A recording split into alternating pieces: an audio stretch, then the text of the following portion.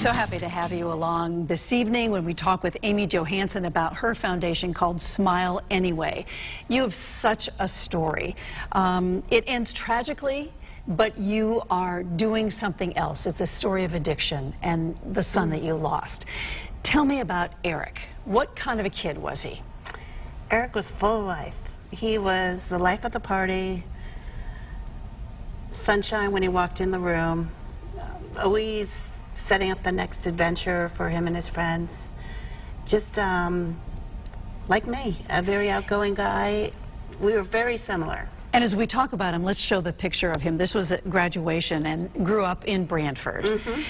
Happy kid. Yeah. What happened along the way, Amy? Well, when Eric was in high school, he started drinking, and it became blackout drinking. And I never knew how he was getting home. I'd hear his friends bringing him upstairs to bed, and it got to be too much. So at one point, I think he was about 21, I said, Eric, you leave your keys, you leave your car, because I'm paying the car insurance, and you need to leave our home and come back when you're ready to get some help. So you got tough. Yeah. And your background is in nursing. Psych nursing. Psych nursing. I was working at a psych hospital at the time. How hard was that to do, to get really tough? It was very hard. But I talked with my husband and we made the decision together. But what's worse is living, not knowing, and in that craziness, that situation. It was impossible. So, tough love. I had tried everything else. Tell me about blackout drinking and how pervasive is that, at least where you live, in our area? Very. Liquor is very available. I remember one of the parties Eric had when he was very young. One of the kids there had taken everything out of his father's liquor cabinet. So my son had a lot of issues with that, and I think I know other kids did too. What did you try along the way when this started? He was coming home and you knew he was drunk. We talked. But you have no control when your kid leaves the house what they're going to do, what they're going to be up to. I could control him more in high school, but after, you know, in his early 20s, I had no control. He always worked, made money, had his own car, you know, but I paid the insurance, and that's where I could say, leave the keys. So you got tough with him. Yes. Then what happened? He came home the next day, and we brought him to High Watch in Connecticut, and it was one of the best programs, and he loved it. He actually stayed an extra week. They didn't take insurance at the time, so we borrowed from family. We used our savings to get him well. To get him well, and he came home very motivated, and we were told to look for a sober house, and we went right from High Watch to the sober house. In our area, and it was very expensive. It was an attic area with cubbies divided by blankets that 9 other men shared, so there would have been 10 men with everything running off one electrical outlet. Food wasn't supplied. They had a $75 linen service. I don't know why kids couldn't do their own laundry, and they weren't given rides to 12-step programs. And so I asked what therapeutic activities they offered, and I was told a curfew. And I corrected them and said, well, that's not therapeutic, that's a rule. And we didn't feel comfortable, so we left. And he came home. Eventually, he lost that momentum, that motivation. So you could see it as a mom, that he was starting to slip? Yes. He wasn't going back to the blackout drinking, but he was drinking. He was also an avid skier. So he was working at the time at Vail Mountain in Colorado, so he would be gone all winter. I didn't know what he was up to. He'd come home and then he'd work the summers with my husband. Did he ever say that drinking it's too strong, I can't control it, there's somebody else in this relationship as an addict? He never said that, never said that. I think what happened is, with my son, is the frontal lobe of a young adult isn't fully developed until about 26 to 28. So when you add liquor to that, the comprehension goes out the door. They're all about instant gratification. They feel they're, what's the word I'm looking for? They like being high, right? They can do anything. They're invincible. They don't think about tomorrow, the next hour. They're right in the moment. And they take risks when they're under the influence of alcohol.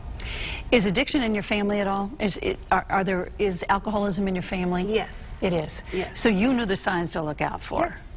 Yeah, and I've worked with it. Yeah. I've spent my adult career detoxing people from opiates, alcohol, and it's ironic that I lose my son from when I was helping people to When did he overcome. spiral into not being able to get out of it? How old was he? I think it spiraled probably the year before he died, and I wasn't aware of this, but he was using what they call Molly, which is a form of ecstasy. It's MDMA and MDA. Easily gotten? Yes. Was he in this state? Yes. Okay. In fact, you don't know what you're taking when you take a pill that's just being offered, you know, that you buy. And nowadays it's fentanyl. What was based on his toxicology, my son was not in his right mind from the pill that he took in his mind. So it was an accidental overdose? It looks like it was a substance-induced suicide because he was not in his right side, in his right mind. How did you find out he had died? I was calling him to wake him up for work. He was in your home? Yes, he was living with us. His age was? He was 24. 24. He had gone out the night before to a show at Toad's place and hugged me and said, "I love you." And I said, "I love you. Have a great time." He said, "Okay." And the next morning we woke up, I saw a bicycle outside by our garage door that didn't belong to us, and I told my husband, who went out there, and he found my son in our garage. And he had died? Yes. How does a parent deal with this? At first you don't deal. I really don't remember too much on that. I was not me. I was not my. You don't deal. Your life is different. It's just when you lose a child, you're losing part of yourself. Part of your heart dies with it, and that's the way it was for us. I don't remember too much about that first year. I struggled. I really struggled. I couldn't get out of bed on weekends. And you just keep moving forward, but you're not really there. One of the ways that you're moving forward is you have started a foundation, Yes. Smile Anyway. Where does the name come from, and how did you have the strength to do this? Well, after time, And he died how long ago? so it's been 5 years. Okay. So over time, I started to use meditation. I started to meditate, and I realized that I was never going to get all the answers. And once I accepted that and realized that That it wasn't your fault, that you tried everything. I never thought it was my fault. I never thought that because I wasn't the one who gave him the pill. I had nothing to do with that. What I found was I had to accept that I would never have the answers, and even if I did, it wasn't going to bring Eric home. Once I accepted that, I moved forward. And I was working still as a psychiatric nurse doing detoxes, and I was working as an independent contractor for the state, that I couldn't share. I had professional boundaries, and I couldn't share my story. And I was not comfortable with that. How can I tell people, you can't do this because of this, and not tell them of my own life experience and share part of myself? So I was in corrections. I left there, I used my savings, and I applied for a 501c3, public charity, and then I picked people that I admired that would bring different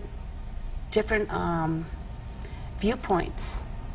And my nephew had wrote a song called Smile Anyway, where he talks about how kids have become desensitized.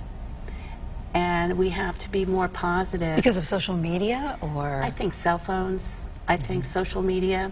I think kids nowadays can text something and they don't have to look you in the eye and shake your hand. Like you can say anything over a text message. And, you know, it's kind of like the easy way out. What do you want to do with Smile Anyway? And you've gathered up your own money and you're trying to save lives. What's its mission? Well, the mission is first to raise awareness, education. So, for instance, there were 12 deaths in Branford last year from overdose. So far this year, from January until June, there's been 4 deaths. But from January until now, there's been 44 cases of overdose where Narcan had to be administered by our first responders. 44. In the town of Branford? In the town of Branford, from January up until now. So there are huge issues with the drug epidemic in Branford, in our shoreline community. Narcan might be covering it so that we're not having as many deaths, but there is a huge problem. So we need to educate, raise awareness. And I'd like to be taking the charge of the Region 2 in our state to create a recovery-friendly community where... Because you didn't see that with your son. No, and I want to save lives. I don't want... the last thing I want is another family to suffer what we have gone through. I don't wish that on anyone. And if I can save one life, one family, and make a difference, then that's priceless. Are you equipped to do this? Because you, to me, seem like you have inner strength. I have so much determination and passion. So Smile Anyway, we had our first board meeting February of this year. And since then, we had a big music festival called Love is Louder. We have started support groups. We have a meeting now twice a month, every first and third Thursday of the month. And it's for people who have someone actively using or have lost a loved one. Because I think the two groups can come together and help each other, because part of healing is helping others.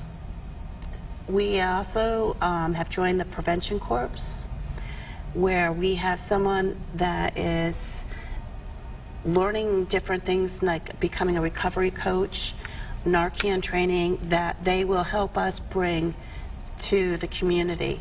And they help us by giving us 22 hours of service work each week. And it's just, I'm on the board of Open with the Branford Counseling Center. I'm on the COPE board of the Branford Health Department. I go to educations, I participate with nonprofits, I do whatever I can. I will bring kids to, and I have brought kids to rehabs because it's so important. But what's missing is when a young adult goes away to rehab for 30 days, when they come home, insurance won't cover anything. Unless you have a lot of money, there's nothing. And the kids need to have a structure. It's like building a house. You have to have that foundation before you can build upon it. And we would like, eventually, our longer goal term is to create that place where we have family therapy. The kids are working together as a community. We're bringing 12-step in, not just for meetings, but to build the new social network they need. So they're not afraid to go to a AA meeting or an NA meeting and raise their hand. My son couldn't do that. But if we bring this network in and they can make this foundation, it's kind of Maslow's theory of hierarchy, and build upon it, they also would volunteer their services to the town, so they realize it's not just about them, that they will in return come back and mentor especially if we're giving them job skills, resume writing, continuing education, whatever they need. Are there laws you want to change as you go on? Well, there is one that I saw in a movie called Do No Harm, and it's called, I believe, Jason's Law, where someone who is actively using can be placed in a rehab without their consent.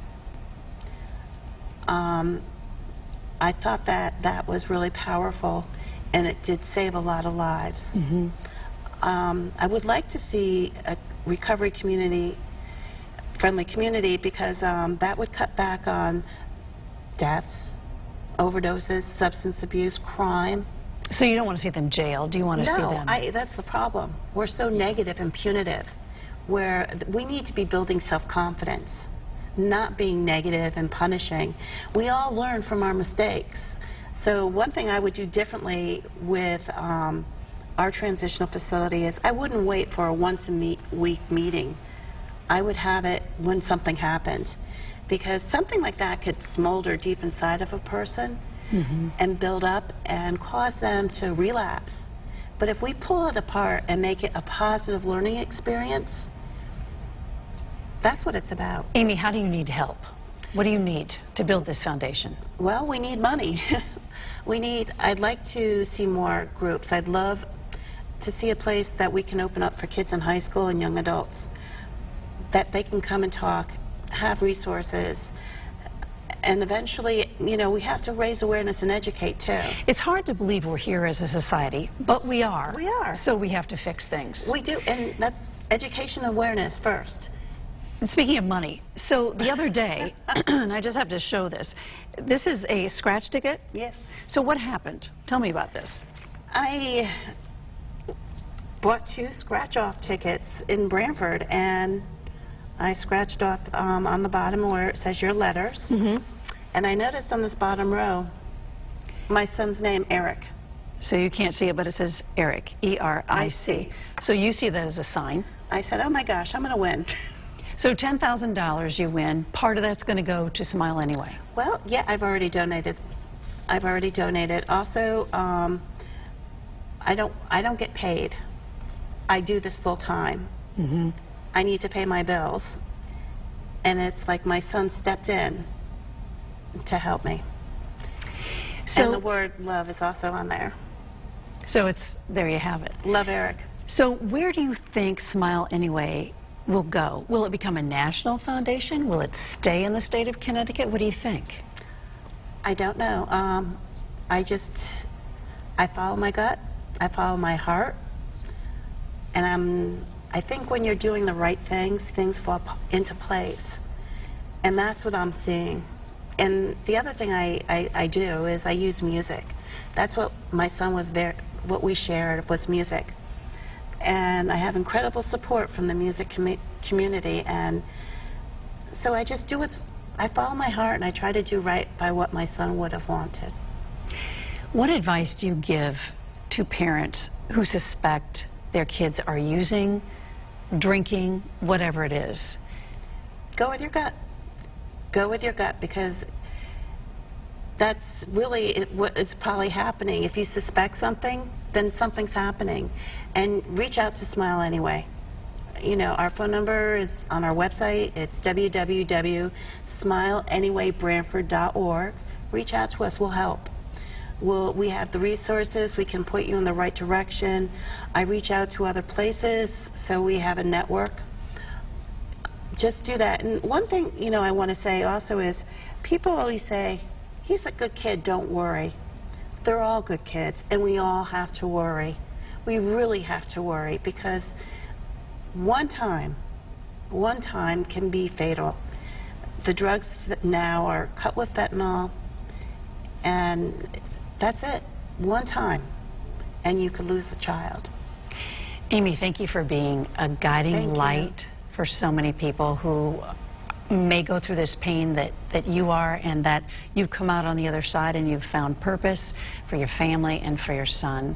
And thank you so much. Well, but I can, like I said, it's about making a difference and saving one life and preventing the pain, the grief that we went through with another family. That's what it's about. Thank you, Amy. Thank you.